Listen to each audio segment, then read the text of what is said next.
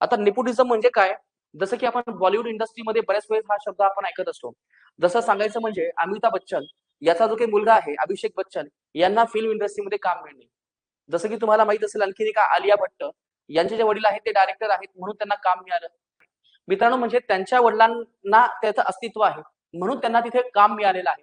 याला आपण इथे नेपोटिझम असं म्हणतो. नेपोटिझम म्हणजे वशिलेबाजी, की बाबा माझा मुलगा आहे म्हणून तुला काम मिळणे किंवा मी कलेक्टर आहे म्हणून तुला कॉन्ट्रॅक्ट मिळणे असं चालणार नाही. हितसंबंधाचा संघर्ष तुम्हाला सांगणार नाही, की जे काही तुमची क्वालिटी आहे त्यानुसार तुम्हाला इथे काम दिलं जातं. मित्रांनो सध्या चर्चा खूप सध्या चर्चेमध्ये आहे. शाहरुख खान आणि आर्यन खान. आता शाहरुख खान खूप फेमस ॲक्टर आपल्याला माहीतच आहे.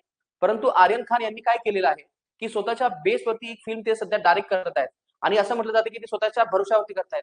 वडिलांचा कोणत्याही प्रकारचा सपोर्ट घेत नाही. तर कदाचित जर ते स्वतःच्या पायावरती उभं राहून जर अशा प्रकारचे फिल्म इंडस्ट्रीमध्ये जर येत असतील, तर याचा अर्थ की ते नेपोटिझमचं एक्झाम्पल नाहीये. तर ते प्रॉपर एक स्ट्रगलिंगचं उदाहरण आहे. असं आपण या ठिकाणी ते म्हणू शकतो. आता याच्यामध्ये आणखीन एक आपल्याला उदाहरण सांगायचं बघा, जसं की जॉनी लिव्हर आपण म्हणू शकतो. जॉनी लिव्हर यांचं एकदम गरिबीचं बॅकग्राऊंड आहे. तिथून ते पुढे आले आणि मोठ्या प्रमाणामध्ये आज ते त्यांचं अस्तित्व निर्माण केलं. या ज्यांनी स्वतःच्या पायावरती, स्वतःच्या अस्तित्वावरती, स्वतःच्या लायकीवरती हे सगळं विश्व निर्माण केलं, तर ते कोण आहेत? तर ते रिअल हिरो आहेत. वशिलेबाजीमुळे तुमची क्वालिटी कॉम्प्रोमाईज होते आणि जे काही काम करता ते सुद्धा इथे कॉम्प्रोमाईज होते.